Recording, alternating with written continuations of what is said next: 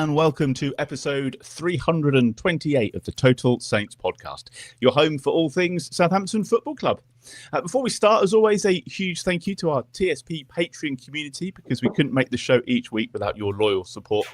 And we've now had over 100 new patrons join us in the last 2 weeks across the free and the paid tiers, which is quite frankly insane. So thank you all so much. Once again, we're going to go through a list of all the new people that have joined us. So firstly, our thanks to the following people who have joined our community this week. And from our YouTube members, we've got Abigail, Jordan, the Bearded Messiah, Phil Osgood, and Luke Ferrugia. And in our TSP supporter tier, we've got Ethan, Mikey Wilding, Michael Wateridge, and Stian Scar. Also in the TSP supporter tier, we got Katie Paulwall, Neil Crespin, Sarah Barnes, and Clive Lovegrove. Also in the TSP supporter tier, a big thank you to Dan Aldridge and Chris Batten. Moving up to the Bobby Stokes tier, we got Paul Hussain, Tom Gould, Paul Biscombe, John Robert, and Kevin Turner and Chris Oakley. And in our James Beattie tier, we've got Will Emer, and very finally, our Francis Benali tier, Michael Blackmer. Loads of people. Thank you so much. We really appreciate your support. You'll probably know this, but we've remodeled our Patreon over the summer, and we have a special offer for anybody looking to join us this season. We'll have more on that a little bit later on. Coming up this week on the podcast, on paper, Ipswich away will be one of the tougher games this season. So is a point at Portman Road a good result? We'll have a look back at that game. It's fair to say you've probably forgotten it already, but we did beat Northampton Town in the League Cup this week. We'll have a chat about that a little bit later on. And early league leaders Stoke City are in town on Saturday. Going to preview that game with the help of a Stoke fan. Robin Evans will join us later for that one.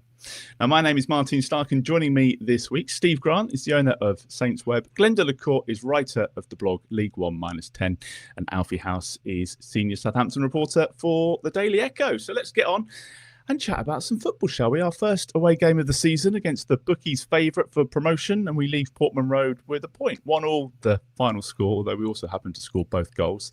Alfie, this was the midfield of dreams. This was the one that we were hoping for, wasn't it? The one that we think is going to cook in the Championship. Downs, Charles, Fernandez. How did they do for you? What did you make of the game? Well, I've literally just got back in the door 10 minutes ago, so still a little bit frazzled. But I think the game was pretty much what we expected. I imagine most of us. I mean, a lot of us would have said the 1-1 draw, but also just there's two teams that are clearly, a long way away from where they hope to be. When they get to the finish line, two teams that should be up there, but at the moment there's players that are going to come and go. There's things that the two managers are still working out, and it looked a lot like that. I mean, it was a really, really poor start from Southampton. Ipswich were right up from it, from the first minute, really. And I think Will Steele spoke after the match and said that they sort of knew that was going to be the intensity and energy of the home team, and he was disappointed that the players didn't match that. And they've given a goal away straight away to put themselves under it. It's a Joshua Kwashi mistake for me. I think it's a loose pass from him originally that then puts Wellington under pressure, and I think Wellington plays it back. And I don't know if Josh doesn't know that there's a man on his left shoulder, but he just sort of lets it run towards Gavin Bazunu, and obviously George Hurst takes the ball to the byline, pulls it across, and he ends up going in off of Taylor Harwood-Bellis, who had a difficult first half. I think Taylor as well as Kwashi, the pair of them were just a little bit lost, confused, cross wires a couple of times, possession not quite good enough, going out of play, things like this. But to be fair, Saints settled into that first half. Obviously got the goal back through Jay Robinson, his first senior goal, which is really good for him. Really pleased with him, and a header of all things. Well, Ryan Fraser, who was playing in right wing back with the ball in, and that for the rest of that first half was fine. And the second half was really just sort of scrappy. I felt that Ipswich were the better team personally. I don't think Saints had any real control over it. It was attack after attack. Gavin Bazunu made one good save, but he only made one good save, and that's because Ipswich didn't actually do enough to win the game rightfully. And I think Kieran McKenna even said that after the game, that they looked like they were more likely to win, but they didn't actually do enough to come out saying they deserved to. So I think all in all, a 1-1 draw is fair enough. I think from a Saints perspective, you go to Portman Road, trying to not get beat, I suppose. And Will still did bring on attacking players towards the end. It wasn't like they weren't trying to go for it, but I think that you'll take a 1-1 draw, considering the way it started, considering where we are at the moment with players. Future's a little bit unsure. So, yeah, not too bad. The bench is an interesting one. It was a little different this week, and we'll get onto that in just a moment. Glenn, 3 centre backs again. Taylor Harwood-Bellis coming in for Edwards. Again, on paper, solid, but they just seem to struggle a little bit this afternoon at times. Yeah, thank heavens for Jack Stevens, because he was the only one back there who was playing with his head at all. The other two quasi seemed to be frazzled by the early mistake, and he didn't get any better throughout the game. I was amazed he finished the game, to be honest. I thought that, he would have been one that they hooked either tactically to go to a back 4 or just as a straight swap, because he was just getting absolutely roasted every time anyone went anywhere near him. So he struggled. Harwood-Bellis, he had a go at repeating his performance at Portman Road last year, where he got hooked at half time and was shocking. So he, the slight excuse for him in that he hasn't been fit, and he's probably been pitched into this game a little bit early. But then Ronnie Edwards has struggled as well. So Jack Stevens made one sort of mistake, if you like, when he headed the ball back to Bazunu and left it a little bit short, but we got away with that one. But other than that, he was the only one really playing with any calmness back there, stepping in, making interceptions, starting attacks moving, and stuff like that. So I thought he had a good game. But I know Will Stills addressed the 3 at the back thing, and he's basically said, well, we can't play the 4-2-3-1 formation because we don't really have the wingers to do it at the moment. And there's, you can definitely see that. And we do have a lot of central defenders, but I don't think 3 at the back is going to be the way forward longer term. I think more often than not we'll start with a 4. But that Harwood-Bellis, we obviously know he can do it in this division. He will get better as he plays more games. Quasi, jury's still out. I mean, the goal came, we pointed out last week, he's just a little bit too slow to get the ball under control and to get it to Wellington. He said last week he played Wellington in the mess about it 3 or 4 times last week, and he did it again today, and didn't get away with it. Slightly frustrating as well, because we had enough defenders there. Both Stevens and Harwood-Bellis were there, but neither of them really sort of like took charge back there. So it's a bit unfortunate it ended up in the net. But overall, it was a game between 2 teams that neither really had an attacking threat. Ipswich have lost Delap and Hutchison. They're sort of 2 main attackers, and we've still got the same attackers we had last year. So we're not terribly good at that end of the pitch either. But I did think, well, that being said, that George Hurst looks like a real handful for Ipswich. Yeah, he does. They didn't have any chances per se, but you mentioned Jack Stevens obviously played with calmness. He didn't win every battle, Jack Stevens, because George gave him a bit of a runaround at times, and that's because he's a big lad, powerful and intelligent. So he's a good player. Steve, what would you do with Quasi? Do you think it's a bit of time out of the team? It's been a bit of a baptism of fire for him, hasn't it? Or do you think there is a player there who just needs to be playing every week and get better at reading the game? It's a difficult one, I think, because ultimately I don't think he was signed with a view to being first choice straight into the team start of this season immediately. I think given the fee, given his age, given his lack of experience, I think the idea would have been similar to what we did a year ago with Ronnie Edwards and Nathan Wood. You bring them in on relatively inexpensive transfer fees, and you build them up, and you give them an outing here or there. But because he kind of hit the ground running in pre-season, and Harwood-Bellis and Edwards weren't around, he's kind of made that spot his own based on merit in terms of his performances in those pre-season games. And now, unfortunately, we've come into the real thing, and he's looked a little bit lost. And it's weird. Like obviously one of the big things that he was kind of bigged up over when we signed him was his pace, and therefore kind of we'd be able to play a high line, and his recovery pace would be the thing that kind of allowed us to do that. But actually, there's no point in having kind of a lot of pace over the ground if you're not able to kind of make the decisions in your head quickly enough. It's like what Glenn was saying, like the passing out to the wing backs was always either overhit or it was behind Wellington and he had to come back and retrieve it. And so therefore the only other pass was to come backwards again. I mean, that's not a Kouaji problem. That's been a Saints problem for 30 years. It's nothing new there. I mean, I'm banging on about that more times than I care to remember. But it's the reaction speed and being able to get your body in the right shape to do what you instinctively feel like you want to do. And yeah, it's just not quite happening for him at the moment. And the worry is that the longer you keep him in there, it's actually possibly going to do him more harm than good. He becomes a pressing trigger for the opposition as well. That's the other problem. And I'm not sure playing left-sided centre back helps him either. Yeah, in his defence. No, probably not. Yeah, so I suspect. Next week maybe another a different makeup for the back three, and he won't be in it. It was interesting though, like when at the time we made the Manning for Wellington substitution. I mean, obviously we're 80, 90 yards away on the other side of the ground, but it did look like Nathan Wood was getting his shirt on, ready to come on as well. So I don't quite know why that sub didn't happen. I mean, maybe I'm just going blind, but there were quite a few people around us who kind of seemed to point the same thing out. And then, yeah, as I say, it just didn't happen. So I don't know whether something triggered that sort of non-sub. I think ideally you'd always want to keep your centre backs kind of together as a unit. If you go and chop and change them, then markers and runners and things like that, it can breed more confusion at times. But yeah, I suspect next week, as I say, against Stoke, I think it'll be possibly Nathan Wood back into the fold. Were you surprised that Ryan Manning didn't start as well, Steve? That was probably the other one that we would have called ahead of the game. A little bit, but then he also played.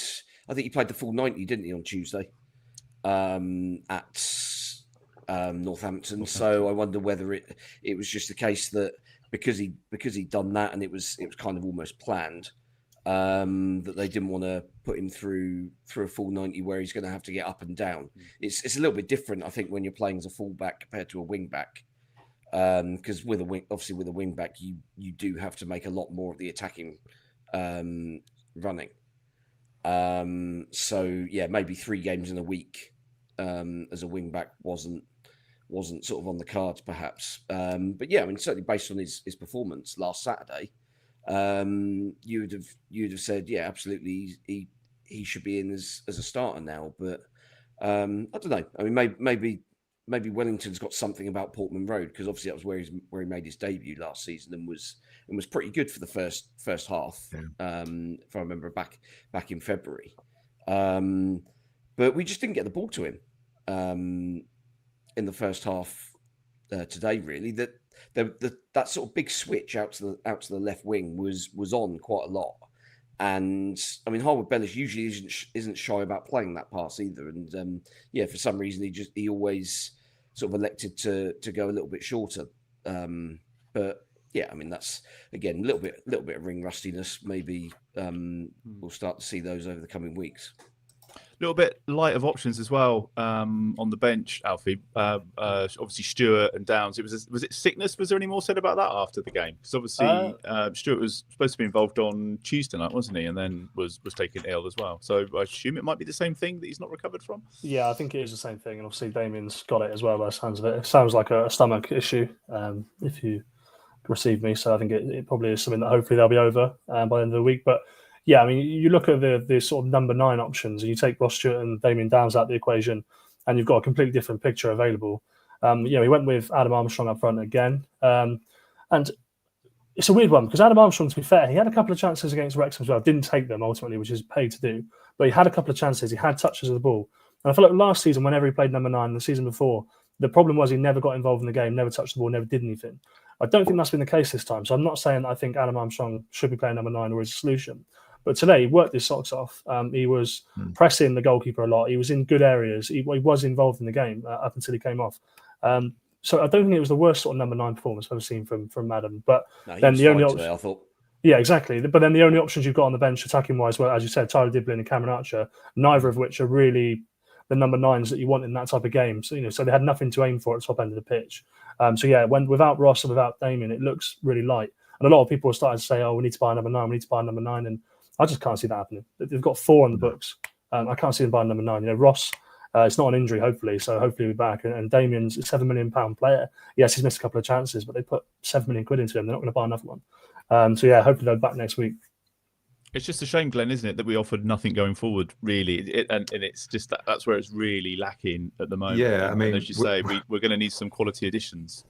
We're in danger of ending up in the same boat as we ended up in last year, where our only sort of goal threat is an 18-year-old out of the academy. Last year, Tyler Dibbling had to virtually carry the attack on his own, certainly in the first part of the season, and this year, Joe Robinson seems to. He's definitely got a bit about him, hasn't he? The way he just picks up the ball, wants to be positive all the time, runs at the goal. He could have been greedier on a couple of occasions and had a lash from the edge of the box instead of trying to feed someone in. But he's not really, up to this point in his career, been a goal scorer.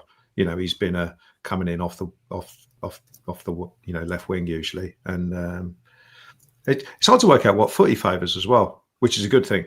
Because there was one time he was going down the left and he didn't cross it and he cut it back onto his right foot. And there was another time where he just smashed it with his left foot without seemingly thinking about it. So he's obviously, got confidence on both sides. But, as we saw with Tyler last season, you can't rely on an 18-year-old to maintain,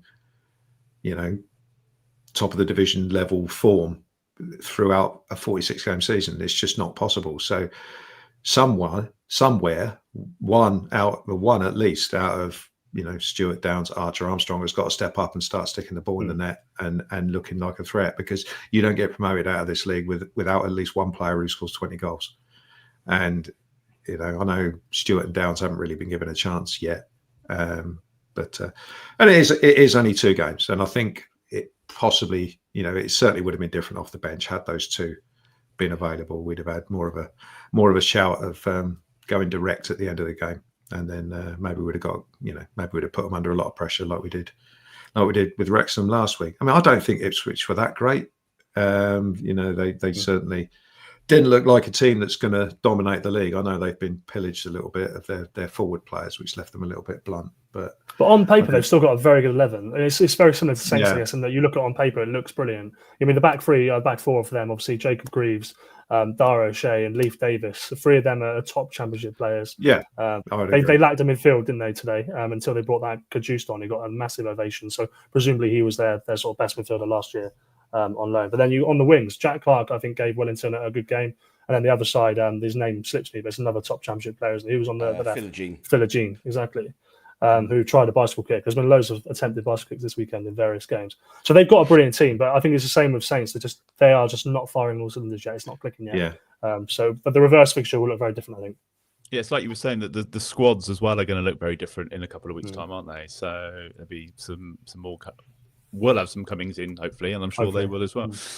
Steve, were you surprised? Let's talk about Tyler Dibbling, obviously back in the squad and came on for a bit. Were you surprised to see him back in and back in the squad? Not hugely. I mean, if his head's in the right space and Will still thinks that he could offer something, then yeah, absolutely. I mean, at the end of the day, he's still a very good player, and for the time being, he's our very good player. So why not make the most of it while we still can? I mean, he was sort of involved in a few little bits and pieces in that second half, but I mean, it was a bitty second half, wasn't it? It was very scrappy. We'll presumably have a mention about the referee at some point in the next few minutes. Saving that for Glenn. But it's Dibbling was when he got involved. He had 2 players on him all the time. So as a team, you've got to use that to your advantage and then work the space elsewhere. And we weren't. I think back end of the game, we were a little bit tired, and it got pretty hot by the sort of closing stages of the second half. So understandably, our energy levels had dropped, and therefore we weren't able to kind of make the most of those situations. But yeah, I mean, he was absolutely fine, decent in possession, didn't give the ball away, kind of keeps the ball in tight spaces really well, as we know that he can do. So yeah, hopefully, I mean, at the end of the day, we're all kind of expecting that we're not going to get any more than 2 more weeks out of him. But why not use him to the fullest while we still can. Do we need him to start playing in the next couple of games, Alfie, just to remind some clubs that he's there? Because obviously we turned down the bid from Everton, and I assume they were hoping somebody else was going to come in, or it might provoke a little bit of interest. But if it doesn't, then they're going to want to cash in, aren't they? Surely. Yeah, it is something that Will still said after the game when he was asked about Tyler Diblin for the 4,000th time in the last 2 weeks. He must be bored of asking him. Yeah, he is bored. He has actually said to us he's bored of it, but at the end of the day, so are we. But we got to ask. But it was obviously a national journalist to ask about Diblin again. But he did sort of say, well, the best thing for Tyler is to be playing, training, to be ready for either us or for any other team, and ultimately to show that he deserves to get a move, basically. So I think you're right in that extent. But the most important thing is just winning games. And if he's a good player who can win us some games, then he needs to be involved. Who he replaces in that starting 11, I don't know. I don't know if that happens. I would like to see that sort of Jay Robinson, Tyler Dibbling, and somebody who can actually sort of, as you say, put the ball in the back of the net up front at least once. But yeah, I'm not surprised that Tyler was back into the team. He's been training since I think it was Thursday, wasn't it? That he said he was back in, and he's a good player. So yeah, I'm not surprised. Do you think like his teammates and stuff? Do you think they're all right with it all? I mean, I haven't obviously played the game, so I don't really know. But yeah, it depends what the situation is, isn't it? Because I mean, there's obviously people saying that he's kicked up a fuss and that he asked to train on his own. And all this sort of stuff. And then the other side is people at the club are saying, well, no, he didn't ask to train on his own. He hasn't kicked up a fuss. We just told him to because the deal we thought was going to happen. So no one really knows what's happened. No one, so I don't think it's possible for us to judge, really. Had he down tools and not tried, then yeah, I don't see why as a teammate you'd accept that. But we don't know if that's the case. We probably never will. Glenn, another terrible ref. I know we said last week that the championship's going to take some getting used to in terms of the referees, but this one, he's up there, isn't he? Bobby Madley, yeah, he's a legend in his own mind, this guy. So, I mean, the story goes, he was a Premier League referee, wasn't he, until about 2017 or 2018. I remember him refereeing one game we had up at Arsenal where it was 1-1, and he gave a penalty against Jose Font for nothing, for Giroud, backing into him in the 94th minute or something, and we lost that game because of him. I never liked him as a referee. He's one of those guys, a bit like Mike Dean used to be, who seems to think he's the most important person out there. Instead of facilitating the game, he tries to make it about him. And I thought he was shocking in the first sort of like half an hour. Just didn't seem to give anything correctly, both teams. And there was one particularly hilarious one where Flynn Downs, who seems to attract this sort of thing, got pushed over two-handed by Leif Davis, I think, fell on the ball, and he gave a handball against him. It's just crap. It's just crap refereeing. And I can't remember the exact incident, but there was one at the end of the first half that got given the other way that should have been an Ipswich free kick, and he gave it to us, and that was just garbage as well. So I thought both teams were trying to win despite the referee. I didn't really get the feeling with him that he was like the first half Wrexham. I thought the referee just wasn't giving us anything, and he just seemed to be giving anything to them. I didn't feel that about Bobby Madley. I just felt like he was just atrocious. So it's 3 out of 3 now, isn't it? Including the Northampton game, which we'll get onto later. But I'm really sort of quite determined not to moan too much about it this year, because I'd rather have this than the VAR Absolutely. Shambles. I mean, I watched the was it Friday night? I watched the game Liverpool Bournemouth. Liverpool. The first big VAR error, come after 14 minutes, where VAR said, "Oh, it came off him." Yeah, but he then slapped the ball away with his hand. It's just like, And there was the Eze free kick today, which was ruled out, a match winner for Crystal Palace, ruled out for minimal contact in the wall. No, it wasn't. It wasn't about contact. That it was, the wall. You've as an attacking player, you've got to be at least a metre away from the wall. But they encroached on that, so that was what it was. Yeah, which they wouldn't have. The referee, he wouldn't have spotted it, would he? Or they wouldn't have seen it if it wasn't for VAR picking over it. So I get ruins the magic of the game. Splitting hairs. Certainly. VAR will get better, especially when they start ruling on yellow cards and corners, which they're threatening to do. And every game will last about 2 weeks. It's just. So I'm I'm happy putting up with crap officials this year. To be honest, we'll win some, we'll lose some. As long as that, if they're incompetent, then fine. But as long as they're not completely bent one way or another, then I'm happy to live with it, I think. So stop asking me about referees. I'm still not back in the habit of celebrating goals when they go in, though. When the equaliser went in today, you've still got that kind of like, is it going to be all right? Is it not? It's like, oh yeah, we're in the Championship. There was a huge delayed reaction from the away end to that as well, because from where we were, you couldn't actually tell that it had gone in because he's headed it basically right through the keeper's legs. Yeah. Like from where we were, it looks as if he's just headed it straight at the keeper, and the keeper's just got it in his hands. And then all of a sudden, he's kind of jogging away, sort of nonchalantly to kind of cool celebrate. It was also like he didn't really know how to celebrate, was it? He wasn't quite sure. Like, what do I do? Do I just let everyone come over to me? Do I go over to them? There's like innocence about it. He actually looked across to the linesman as well. I think there was a bit of a delayed reaction with that as well. So for some reason, given that he came from very late to make that header. Oh, it's a great header. Yeah. Great header. We'll do player of the week and stuff in a minute. We're obviously going to preview the Stoke game as well. Any other bits on today? How much is £43 seat, Steve? All good? Well, I mean, there's no leg room there. It's just a crap away end. Disappointed to see a lack of boycotting of food and drink as well. Wow, to kind of make up with it. But the end of the day, it was hot. So people, it was pretty hot. People needed water at least. So Are we generally kind of like saying unbeaten in 3, good point away from home? Is that kind of like the mood? Because I've seen a few people sort of going, that was terrible today. But am I right in saying the last time in the Championship we lost there? Was that the 3-2? Yeah. 96th minute, wasn't it? Where I mean, we should have been out of sight at half time in that game. Yeah. But then and also had chances early second half. But then last 20 minutes we gave it away, didn't we? It's the James Bree show, wasn't it? He got sent off and got a goal away and got sent off, and wasn't great. Positives. So player of the week last week, Ryan Manning won, making him our first player of the week this season. It was very, very tight there. I think it was 0.5%. He was just over Shay Charles. So nominations for this week. Alfie, who stood out for you? Well, if we'll take the tap in and go for the goal scorer, Jay Robinson. I think he had the sort of only half chance of the second half as well, really, when he sort of took around a few players and had a shot in the box as well. So, Jay for me. Steve? I think I'm going to go for Flynn Downs. I mean, he was basically everywhere. Absolutely no idea how he didn't get booked, must have given away at least 7 or 8 fouls, but it kind of goes to show the sort of game that Bobby Madley had, that he didn't notice the guy that was continually giving away these free kicks. I just always assume he does get booked now.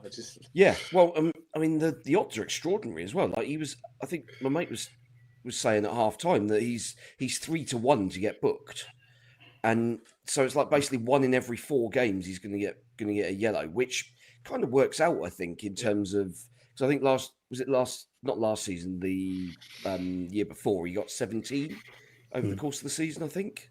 So how much did the bookies make off your mate today? Well, he didn't. I don't think he put the money on in the end, or if he did, it was a tenner.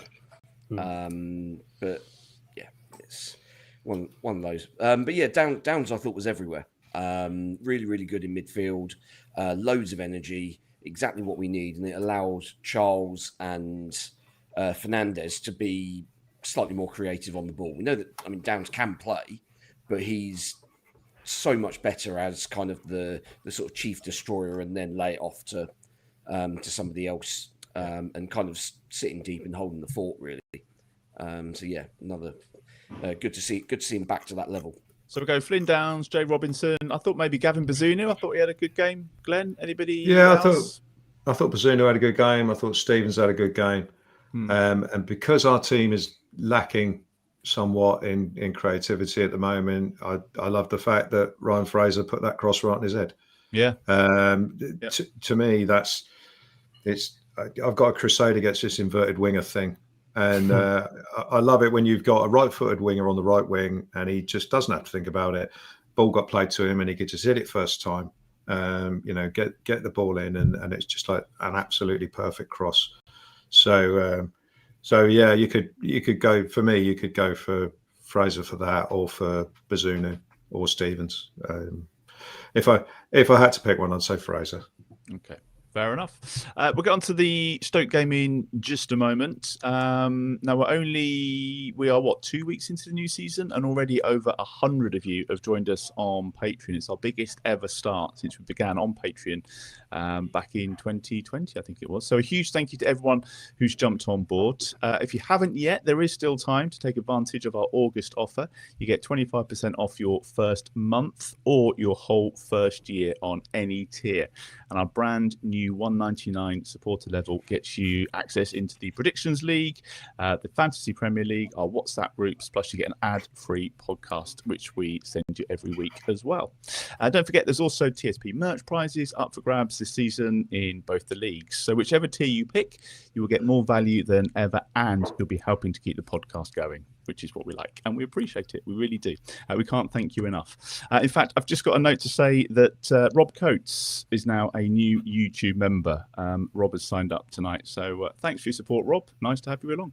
If you're interested in joining the TSP community, you can find out more by visiting patreon.com/Total Saints Podcast. So we're back at St Mary's on Saturday for the visit of Stoke to help us preview the game. Let's welcome Stoke City fan Robin Evans. Cheers, Robin. Thanks for waiting. Thank you for coming on. No problem at all. How's things? Following Stoke home and away, is that right? Yeah. You must be quite happy with the start to the season. Well, it's been unreal, to be fair. I think yesterday was actually our first time we've won the opening away game of a season in 18 years. So, I know it was against the poor Sheffield Wednesday side, but it's something still got to be enjoyed, I think. We're very used to at the moment looking down the league to try and find where we are. So, even 2 games in to be sat top, it's very refreshing, I must say. And Mark Robbins says there's still room for improvement. So what have you made of those 2 performances? Because from where I'm sitting, it looks all right. Yeah, no, I mean, I think it's probably safe to say we've played 2 poor sides. I think Derby might have been missing a few players on the opening day, but they weren't too impressive. But obviously, you've still got to put these teams away, which is also a very un-Stoke thing to do. Just looking back to last year when we went to Hillsborough, we played against 10 men for nearly an hour and lost 2-0. So, I'll never take anything for granted too much. But yeah, even yesterday, just little bits of time. We were in control of the game, and all of a sudden it got away from us a little bit. It's probably in the centre of midfield, probably the area of biggest concern, I think. But obviously the window's still 2 weeks to go, so whether we'll still look to do business there, I'm sure. Do you think there might be a few coming in, or maybe a couple going? There's rumours of bringing in somebody from the Czech league. That looks like it might. That's a central midfielder. I don't know anything about him, so I won't waffle on about that. But that's due to be finalised this week. Whether he'd play next week, I don't know. But for a change, it looks like at the moment we've got a pretty settled squad, which is a rare thing for us. And obviously, we were unchanged yesterday from the first game, which is also quite rare given the last couple of years where there's been a lot of chopping and changing, lots of different managers as well. So it actually feels quite positive around the club for the first time in a while. And how's life under Mark Robbins? Enjoying the football? Yeah, no, very good. I think as soon as he was appointed in January, when we were in a world of trouble, it was like this is a really good appointment as manager. Obviously, we appointed Narcis Palash in September last year from Norwich, his coaching team, and it was just one of them. It's like, this just isn't going to work. So to actually have a manager who has done a good job at this level is very pleasing, I must say. Everything he does just gives you confidence. Even when we win, he'll stay down to earth. He won't get carried away. Kind of like as you know from the past as well, like Nathan Jones when he was for us, you'd win a game and all of a sudden you're the best team in the world, and then it comes crashing down again. But he's just very calm, level-headed, and that's kind of what you want. You don't want to get too carried away either way, whether you win or lose. That's the second week I think Nathan Jones has got a mention on the podcast. Yeah, Glenn, it's going to be it will be a slightly tougher game for them, but I think it will also be a tougher game for us, and perhaps we thought when the fixtures came out. Yeah, I mean, clubs will look at Southampton as one of the, especially at St Mary's as one of the toughest games of the season. But I think the earlier you get us in the season, probably the better it is for opposition teams, because we're not firing. Our forward line certainly isn't working at the moment, as we've discussed. So, but no, as Robin said, you might have played two poorish teams, but you still got to put them away. We'd be perfectly happy with, was it 3-1 and 3-0? You'd be perfectly happy with that. 6 goals in 2 games for us is a rarity as well. So it's like, can't not be delighted, even though I don't know. You got 6 in one particular game. I remember last season against Portman. yes, yeah, and then we went on, and from there we went on a run of not winning for about 10 games from memory, but not long after that anyway. So I know you enjoyed that one.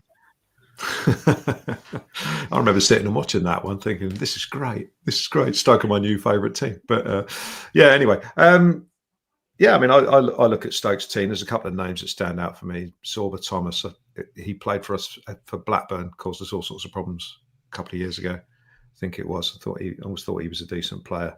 And you've got Victor Johansson in goal, who's who was in goal for Rotherham, and we'd have scored 15 against Rotherham across the 2 games if it wasn't for him. He was a goalkeeper that a lot of people were hoping we'd make a move for at various times over the last couple of years. Aren't they? Yeah, well, maybe. I was going to say, Victor's been brilliant for us. I mean, it's probably not fair to say we could we obviously could have gone down anyway last season, but it could have been a lot more perilous without him in goal, the amount of points he saved. And even on the game yesterday at 2-0, you may well have seen it. Barry Bannon had an overhead kick from about 6 yards. He just flung himself to his right and tipped it round the post. That was at 2-0 with about half an hour to go. So you're thinking, if that goes 2-1, and all of a sudden the pressure's against you, whereas a couple of minutes later it's 3-0 and it's game over. Sorba Thomas as well fitted in pretty well. He's obviously scored last week and he assisted a couple of goals as well.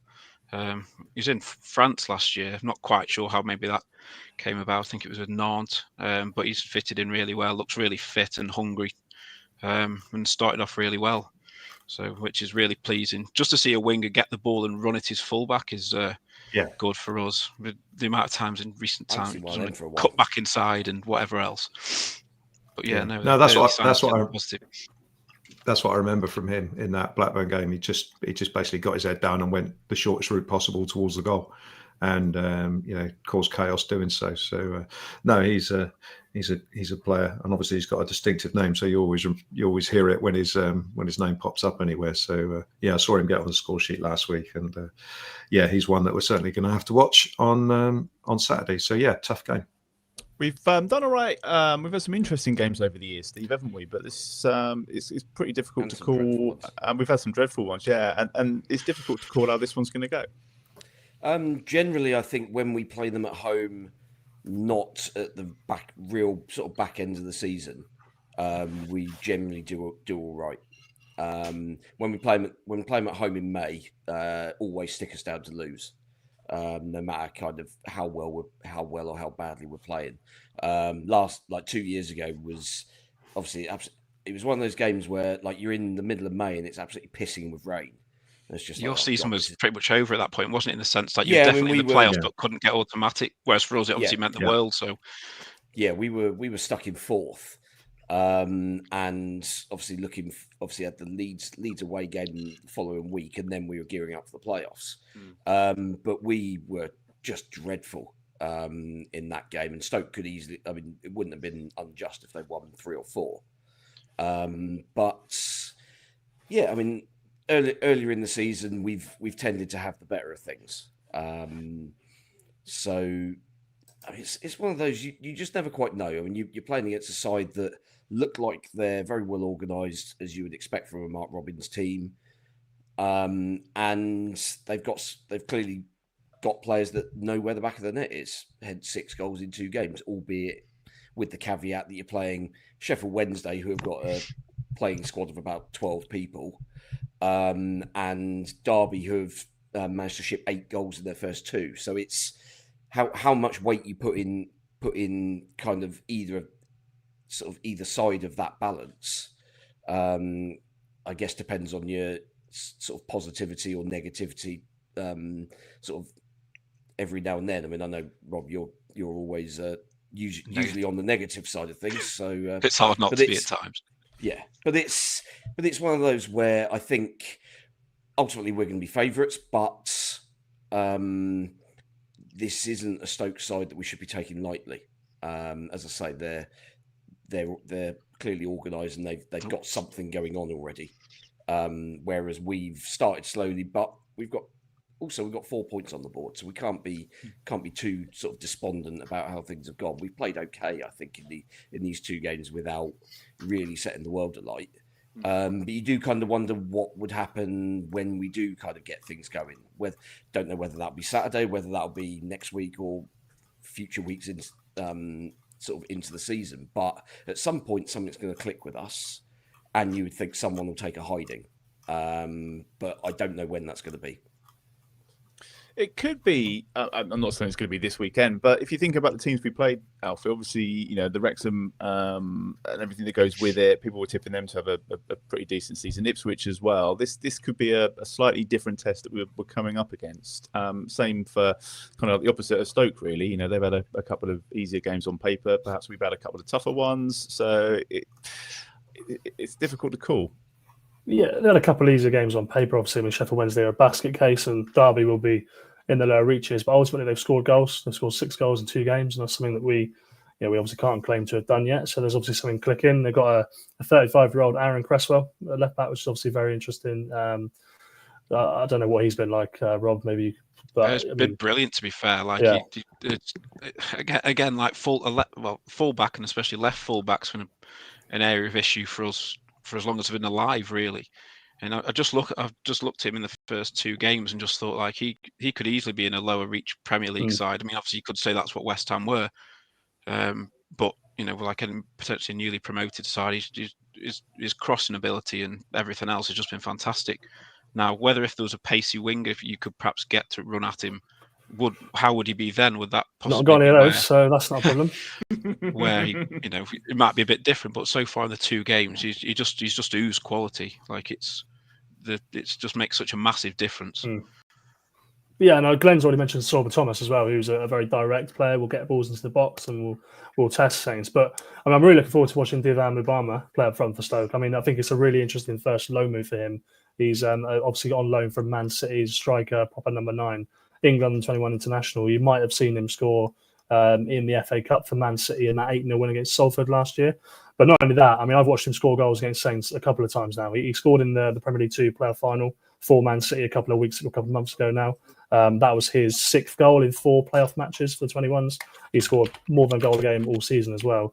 And he scored a hat-trick for West Ham in the FA Youth Cup semi-final against Saints about 3 years ago now as well. So he knows how to find the back of the net against Saints. And I'm intrigued to see how he does, because he is an interesting young English striker. And, we could always do a few more of those. Yeah, I didn't know a lot. Oh, sorry, I didn't know a lot about him, to be fair, before we signed him. But yeah, he's put himself about in his first 2 games, and both goals he's scored, he's taken very well. Obviously, he scored the winner against Derby in stoppage time, and it was a really good header back across goal. So it was obviously composure's pretty good to not get carried away that late in the game, or let concentration drop. And he probably could have scored a couple yesterday. Really, again, it was quite a brave header with the goalkeeper rushing it. Well, the goalkeeper had rushed out, the ball was crossed in, and it was him in the centre half challenging for it. But no, early signs from him very good. He looks a very encouraging player. I think obviously, goals at 21s level don't always translate to senior football. When we look at Don Ballard, who scores 1 million goals every game for Saints, and it just hasn't made the step. But Divan's physical profile is exactly what you want from a senior striker. He's fairly tall, he's pretty quick, he's strong, he knows how to move it. But I mean, in those playoff games in the Premier League 2, it was 2 goals against Liverpool and a 2-1 win, 1 goal against Arsenal, 2 goals against Man United, and a goal against Saints in the final. So he was ready for that step. He was ready to step into men's football. But if he steps into a team that's going to be in the top end of the Championship straight away, then that's really promising for him. What about us, Glenn? Just before we finish, just on how we're going to set up. Do you think we'll persevere with the back 5? Can you see us switching to a back 4? Does it depend if anybody comes in? More of the same, do you think? Because we have got a bit of momentum we're building. It could be any of the above, to be honest. I think, we'll still, I don't know if you caught his interview after the game. I'm paraphrasing here, but he basically said that up until the transfer window closes, we're making it up as we go along almost. Where we're seeing what we've got and who's available and who's left and who's arrived and all that sort of jazz. So I would imagine with the players that he knows are going to be here, I would imagine we'll set up in much the same way. I'd be surprised if he goes to a back four and plays with wingers. Especially Ryan Fraser went off with a sort of muscle injury today, so we'll have to make as one of our genuine, probably our only sort of natural wing option, we've got to make sure that he's fit if we're gonna change formations and play with a load of width. So yeah, I wouldn't like to predict, but if I had to, I can't see sort of, it wouldn't be the Southampton way to get players in the door before the last 5 minutes of the transfer window. So I imagine we'll be dealing with the same set of players. Tyler Diblin might have moved, but I imagine it will be the same set of players, and we'll go with much the same formation. There might be a bit personnel change, Manning, Wellington, that sort of thing. Yeah. Kwasi might be left out for Wood. Might be a change up front if Stewart or Downs is fit, but I imagine it will be much the same. Okay, going to ask you for a score prediction, Robin, before we let you go. Won't hold you to it. It's fine. But always lean on the negative another side. 3 goals. That'd be nice, wouldn't it? I feel like how we started, we're good enough to get a goal. Whether or not that gets a result out of the game or not, I'm not sure. Maybe we'll perhaps a narrow defeat. I'll go 2-1 to Saints, I think. I'll lean on the negative side, but I'm pleased how we started, and if we did get a result, I wouldn't be too surprised. But it'll be interesting to see, given the step up in opposition, can we carry what we started into that, or will it be a game too far in this little stretch? Yeah, could be a good game either way. Nice one, thanks, Robin. Really insightful. No problem. And we'll catch up with you later in the season if that's all right. No problem at all. Cheers for coming on. Let's do our predictions then, because I just don't know where to go with this. I think it's a really difficult one to call. Steve, I'll come to you first. What are you thinking? Yeah, I mean, I went for a clean sheet against Wrexham in the home game, and obviously that turned out to be a mistake. So yeah, I suspect defensively we're still not quite there. I've seen from Ipswich's goal today. I think 4 players made errors in sort of along the way there in that short space of time, which is quite impressive in its own way. So I think, I think they're probably going to get one. Whether it's, as Rob said, I think it's a case of whether we're able to do enough at the other end. How deep are they going to sit defensively? I don't know whether they're whether it's the sort of group that's going to be right, sort of batten down the hatches. We're going to stick 11 men behind the ball and play for set pieces. I mean, given they've got 6 goals in 2 games, not sure that's really going to be the way they approach it. But I mean, if they do, then okay, we've got to come up with something that's a little bit more sustainable than what we did against Wrexham. In that scenario where they were camped on the edge of the area for 50 minutes or so. But I think if Stewart or Downs, Stewart would be my preference, I think. If he's available and if he could start, then that just gives us that little presence up front. And then you're then reliant on the wing backs to actually put some service into him, because one of the things from today was our corners were absolutely god awful. Oh, they're awful, weren't they? Every single one of them barely got above chest height, and it's just like, how are we doing this? Who was taken today? So Wellington took some. Fernandez, wasn't it? Fernandez took a few. Was there any others? I can't remember. I think it's probably just those 2. But yeah, they were dreadful. Like every single one of them, I think. So yeah, a little bit more work on those at Staplewood this week, please, gents. And yeah, hopefully with our crossing ability restored, and a centre forward who can get on the end of them, we'll get a narrow 2-1 win. Sounds simple, doesn't it? Alfie, the goals we've conceded have obviously been the penalty and then the own goal. So is this the weekend that we clamp down on the mistakes? It doesn't feel like it, does it, after what we've just watched? Just there are too many questions at the moment about, Glenn pointed out, Taylor Harwood-Bellis, is he fully fit? Obviously not, because he hasn't had a pre-season. Joshua Kwasi, I personally would be very surprised if they take Joshua Kwasi out of the team. I obviously could well be wrong. I've been wrong millions of times before, but I'd be amazed if they don't stick with the same back three. Like Will Steele's always talked about wanting to build familiarity. I think it's quite clear that he was brought in actually to play games quite regularly. Yeah, he has got all the attributes required to be a good player at this level, but again, he needs time. He hasn't got it right now. So I think he'll play again, but I think that leaves a few questions at the back. And if Ryan Fraser's not fit, that means Sugawara plays 80 plus minutes, and that could be a problem against Sorba Thomas. 4 of the last 5 games, you talk about playing against Stoke at home, Steve, they failed to score in 4 of the last 5 home games against Stoke. They've lost 3 of them 1-0. 1-0 draw, and obviously the 3-2 in the Cup last year, which was as bad as losing, honestly, at the time. So, yeah, I'll go for a 1-1 draw on this one. I think it'll be a frustrating afternoon for Saints. Glenn, your prediction? Well, I'm 100% in predictions this year. I've predicted a 2-1 win and a 1-1 draw, but in the wrong game. Oh no, in the wrong games. So, I was like, how did I miss this? Yeah. So now I've got 0 points, and I'm down the bottom of the prediction league. So no, I largely agree with what Steve said. I think we will prove to be better than them. I think particularly at home, our midfield should be able to dominate, especially as Robin was saying, their midfield is probably their weakest area.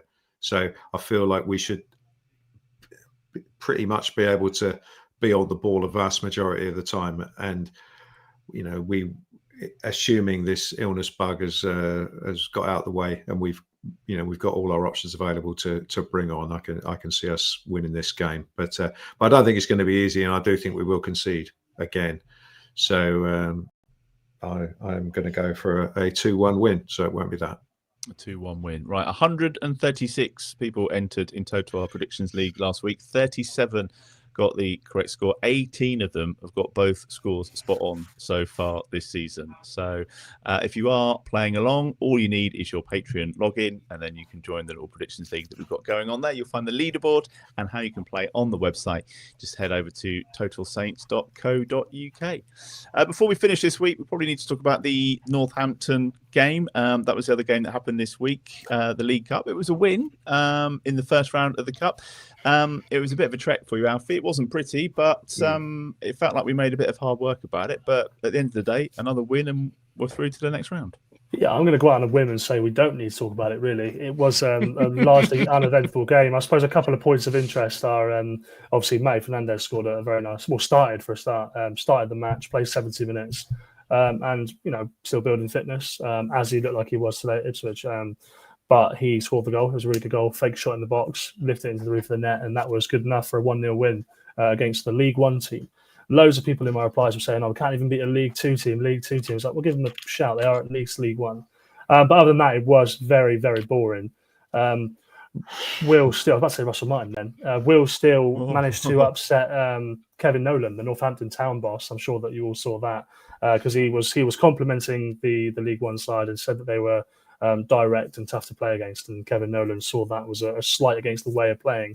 Will Steele has since said that he actually rang him to apologise for any offence was caused, and that he wants his own team to be more direct. It's all a bit woke for me. I mean, it's never an insult. Nice. I think Kevin Nolan should just get over himself personally, but obviously Will's a good guy, so he's apologised for that, and fair enough. The other point of interest was obviously the Damien Downs miss, which was horrific. It was bad. 2. Yeah, it was really, really bad. I suppose the only thing you can say about Damien was that he was key in the build-up to the goal as well. I actually felt that he had a fairly decent game other than that in terms of hold-up play and winning headers against players that were taller than him. And he did win one to set the goal up as well. So, yeah, that's probably all the points of interest from that one. And how are you feeling about the trip to Norwich in the next round? It's an absolute disaster. I think it is the furthest possible, isn't it? I mean, it's that and Plymouth. So we'll see what happens with that. There may be a substitute needed. Swansea would have been a bit crap as well, wouldn't it? Yeah, Swansea would have been bad. Yeah, so it's a nightmare, isn't it? It's one of those games where it's a tough one. So they won't be able to change the whole team. But I don't think anybody cares if they get knocked out by Norwich in that game. I've got to be honest. I don't think it matters at all. It was a strange one, Glenn, from the point of view that you think there might be a couple of names that could play themselves into the first 11, but as Alfie said, there was nothing, no real talking points, and if anything, a few players that played themselves out of his thinking. I thought Nathan Wood, I thought did okay. Yeah. I think he could.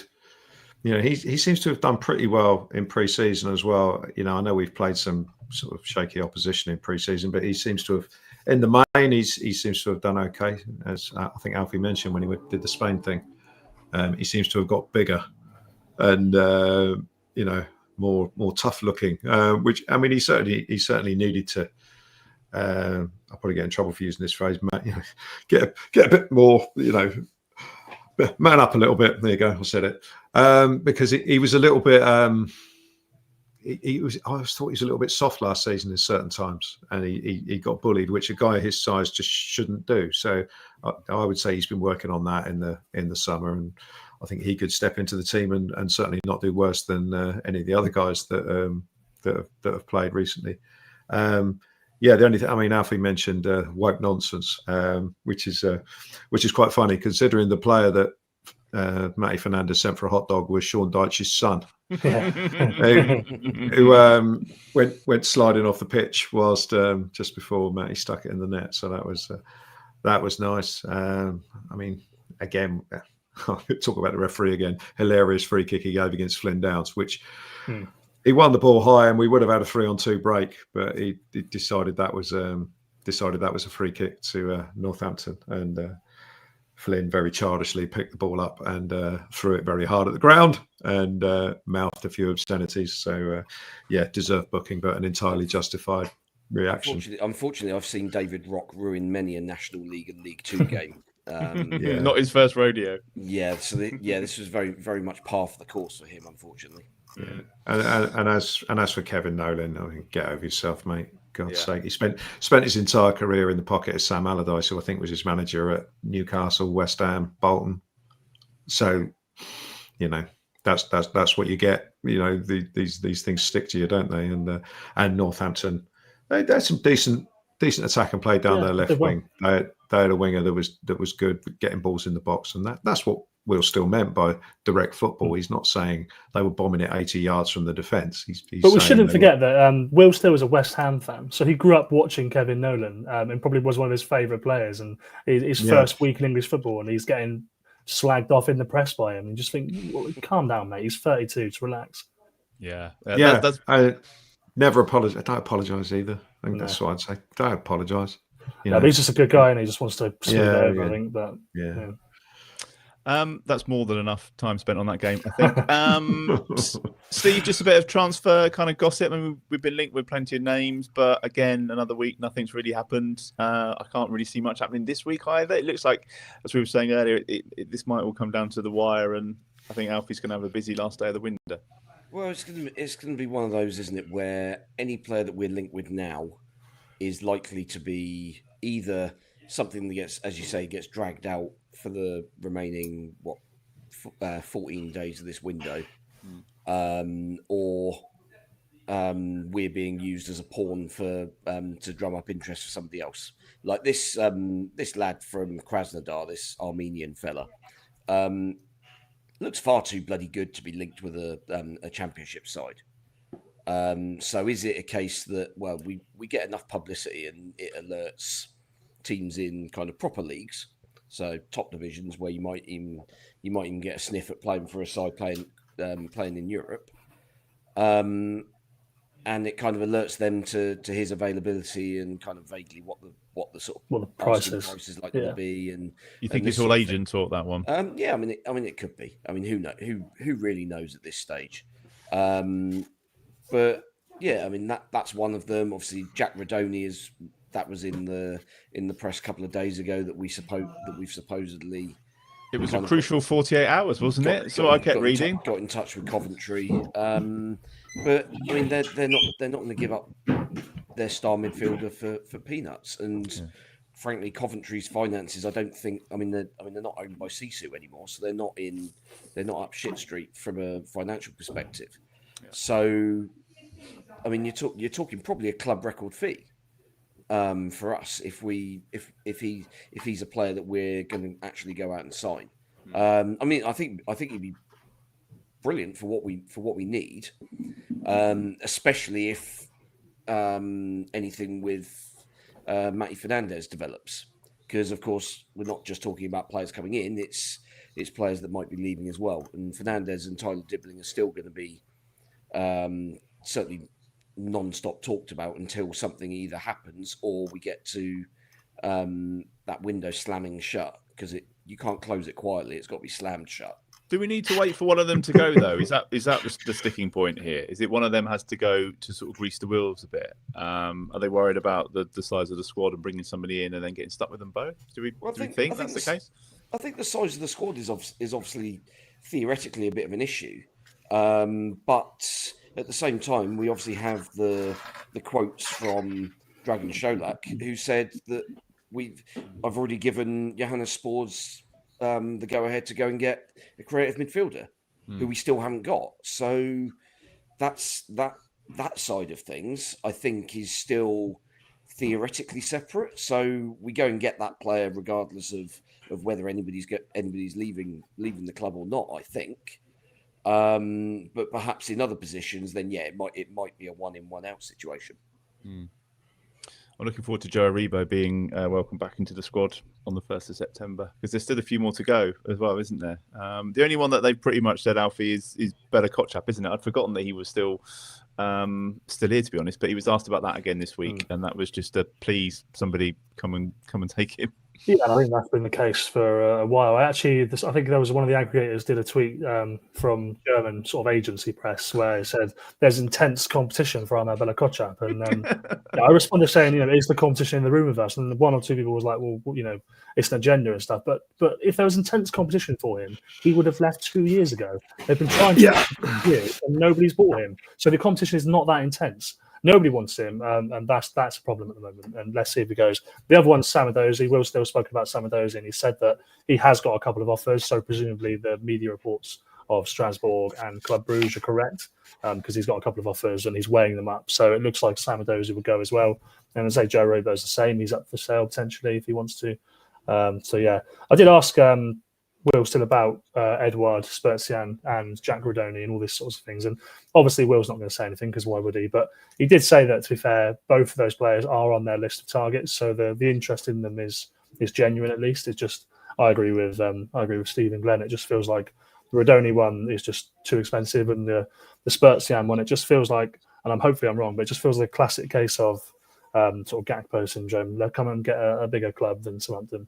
But it does mean that we'll have an exciting couple of days at the end, because things will hopefully move when the people's options thin and they realise that actually playing that same areas isn't as bad as they thought. Maybe they might come then. Let's see. It's always the loan market as well, isn't there, which comes into play in the last sort of week or so, where I know we said we didn't want to use it, but it might be the case if we can't get either of those deals over the line and then we do lose Matty Fernandes, then maybe you have to take a player on loan towards the end of the window. I thought David Brooks played brilliantly for Bournemouth, didn't he? I don't think he'll be available. Yeah, he did. Yeah, he did. Yeah, on the left as well. Yeah, I mean, Frimpong gave him even more space than Trent Alexander-Arnold would have done, which was quite something. But he was very good. And I wasn't expecting him to be anywhere near their first team this season. No. So start the first game of the season. I thought he was going to be surplus to requirements, but we've still got 2 weeks of the window left. This is the thing that everyone gets so worked up about transfers, and I know I to switch off of it now because social media is not real life. But everyone gets so worked up about every single little micro update from people who know no more than we do about the situation, and it's just just relax, let the few days play out, and see what happens. There was an amazing tweet from Fabrizio Romano today to say that two Crystal Palace players turned up for their game. Yeah, that's what I mean. It was amazing. Yeah. Breaking news: a man turns up for work. Breaking news. My advice is just to chill out, take a chill pill, give it a couple of days, see what happens, and when we get to September the 1st, we'll know more about what's going on. Then we'll have the meltdown. We'll have the meltdown. All right. Yeah. Fair enough. Right, before we finish, I just want to say congratulations to Paul Castle, who is big supporter of the podcast. He's been doing a charity walk. I think it was it 360 kilometers, Steve? He's walked over the course of like 15 days, raising money for Big Moose, which is a men's mental health charity. I know that he completed the walk earlier this week. He's raised just over 800 quid as well for the mental health charity. So he's almost hit his target. So if you've got any spare change, then send that Paul's way. So great effort. 360. And I think he did most of it in a Saints shirt, getting abused wherever he went. Well, there we go. There we go. That's worth a few quid of anyone's money. Absolutely. Well done. Great work, Paul. Nice one. Don't forget, you can follow Total Saints Podcast on all the social media platforms. Just have a search for @Total Saints Pod, and you can check out the TSP merch store as well if you want to get one of the T-shirts that we're sporting. We've got a clash as well, haven't we, tonight? I think doesn't happen very often, but yeah, there we go. Shop.totalsaints.co.uk is where you'll find all those. As I mentioned earlier, we're also on Patreon. That's where you can support the podcast with a monthly contribution. You just head to patreon.com/Total Saints Podcast. And each of the tiers comes with some different perks, including shouts for patrons in our Francis Benali and our Mick Shannon tier. So thank you to Dave Melton, Andy Hollis, Anthony Thompson, Gavin Ford, James Harron, Nicky Nicholson, Peter Montalbano, Southampton NY, Drew Dyer, James Kibbe, Red 76 Tax, and Michael Blackmer. They're all in our Francis Benali tier. It's growing every week. Also, thank you to Nick Reed, Dave Ernsberger, Nick Hingston, Phil Cook, Jonathan Cooper, Colt Baker, Anthony Thompson, Matt Hall, Mike Etheridge, Phil Horstrup, Mark Littlewood, James Bobin, John Bevan, Frank Thorpe, and Jono, who are in our Mick Shannon tier. Thank you as well to Paul Castle Associates and to Steamtown Brewery for sponsoring TSP this season. Thank you to Alfie, Steve, and to Glenn. And we'll see you again next time.